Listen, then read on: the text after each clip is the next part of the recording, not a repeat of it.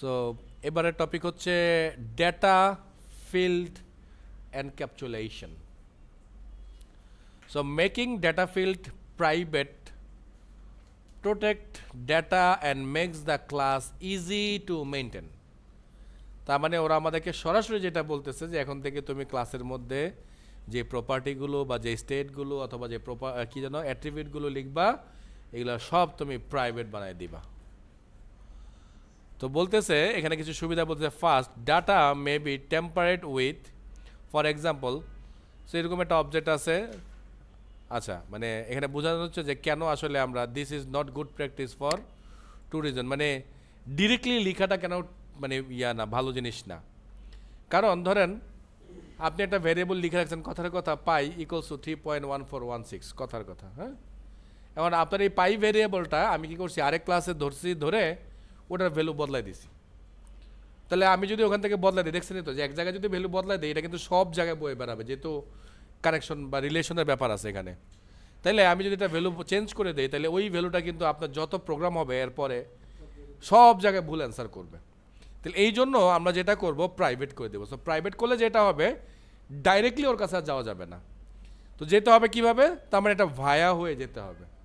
তো সে ভায়াটা কি আমরা একটু পরে জানছি। দেখেন আমরা একটু একটা শব্দ পড়ি, এখানে বলছে to prevent direct modification of data field you should declare the data field private. ওই যে বলছে যেটা ডাইরেক্টলি একটা ওকে আমরা ইউজ করতেই দিব না।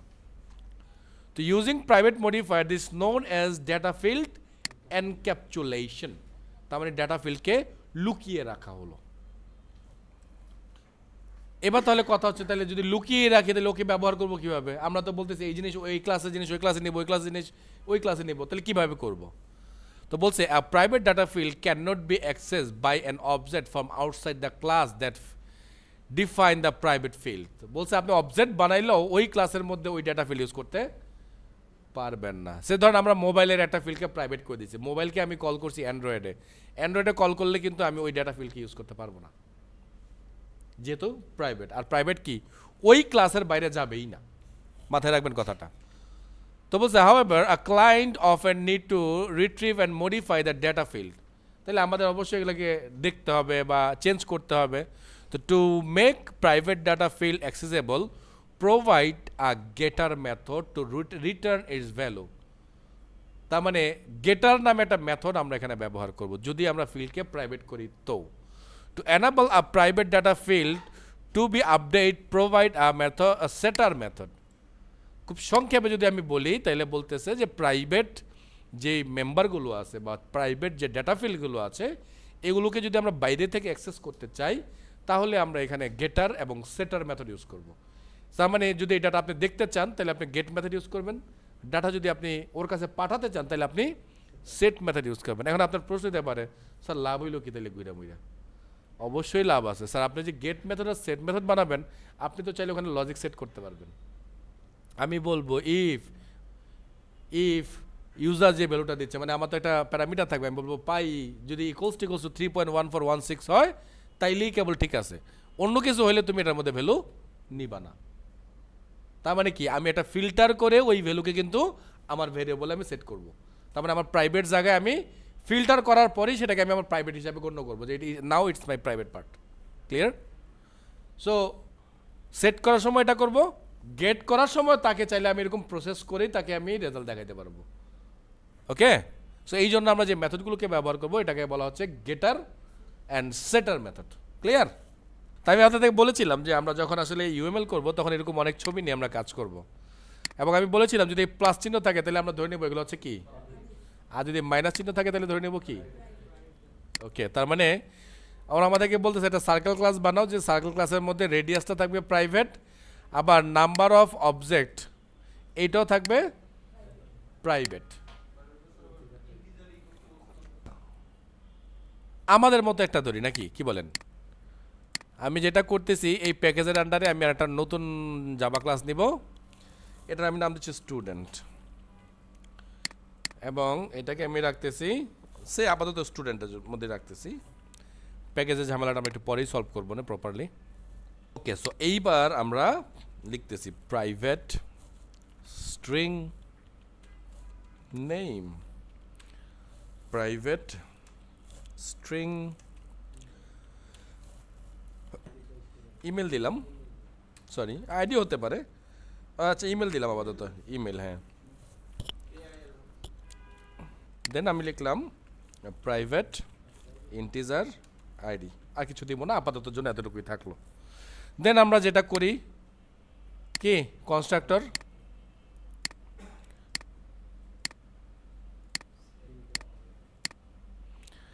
এইবার আমরা রাইট ক্লিক করে আবারও যাব কই, ইনসার্ট কোড, এই যে দেখেন এখানে একটা অপশন আছে কি, গেটার অ্যান্ড সেটার। সো ক্লিক মার্ক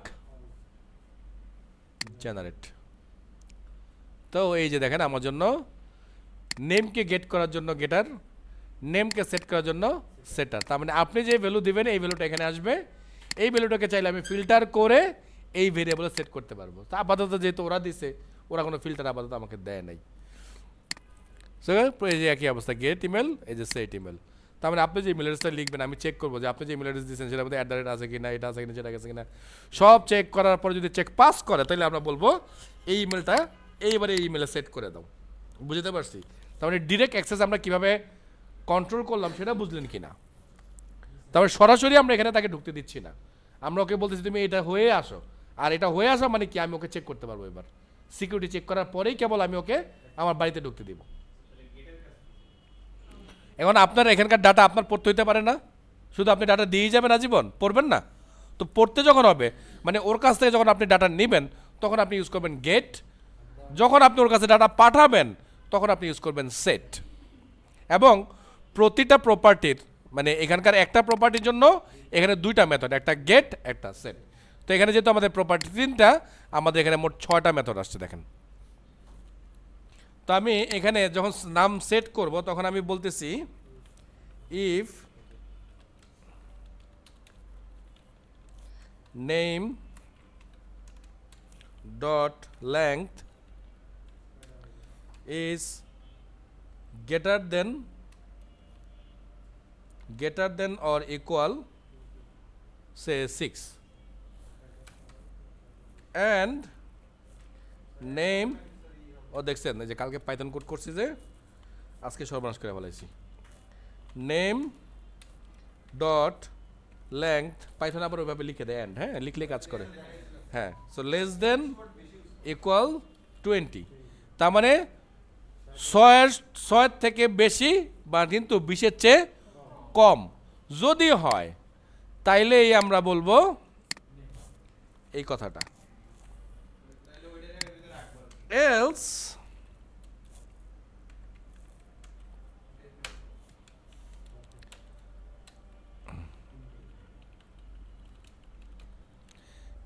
আমরা এখানে বলতেছি আপাতত অ্যাস আউট ছাড়া তো আমাদের কোনো গতি নেই, তাহলে অ্যাস আউট আমি বলতেছি name must be BTW in between 6 to 20 character, CAR কারনা CHAR car, হ্যাঁ আর থাকতো আর পারতাম না, সরি। হয়ে গেল তো না? তো চলেন এই প্রোগ্রামটাকে আমরা একটু রান করি। আচ্ছা তার আগে একটা মেথড বানাই দিই এখানে। So public void print student details, ওই যে দেখছেন নি ঘটনা, S out name plus name আছে না একটা, হ্যাঁ নেম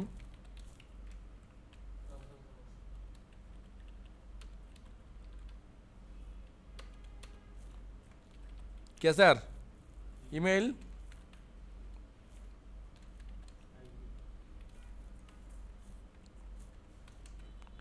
ईमेल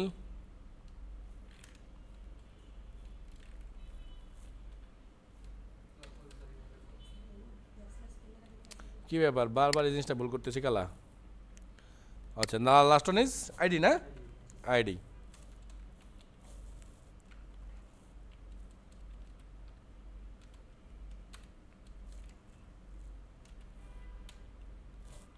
ওকে, ডান।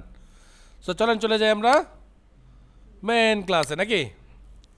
এই বাবাজিকে আপাতত আমরা একটু অফ রাখি, আমরা এখানে কল করব স্টুডেন্টকে।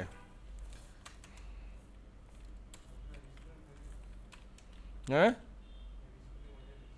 আমি বানান ভুল করছি স্যার, এই জন্য বানান ভুলটাই আসছে। হ্যাঁ, আচ্ছা যদি বলেন ঠিক করে দেই। STUDE হয় নাই না, ই, সো রিফ্যাক্টর হয়ে গেছে, সব জায়গায় চেঞ্জ হয়ে গেছে। ওকে, হয়ে গেল। এবার আমি বলতেছি এস ডট সেট নেম, কি নাম সেট করব? Reza. S dot set email, reza@gmail.com. as dot id set id integer value দিতে বলছে, স্যার দিয়ে দিলাম, একসাথে হাবি যাবি। হ্যাঁ, এবার as ডট ওই যেটা মেথড বানাইছিলাম আমরা কি যেন, প্রিন্ট স্টুডেন্ট ডিটেলস, রান করলাম। ওকে, সো রান করি নাকি, রান করলাম।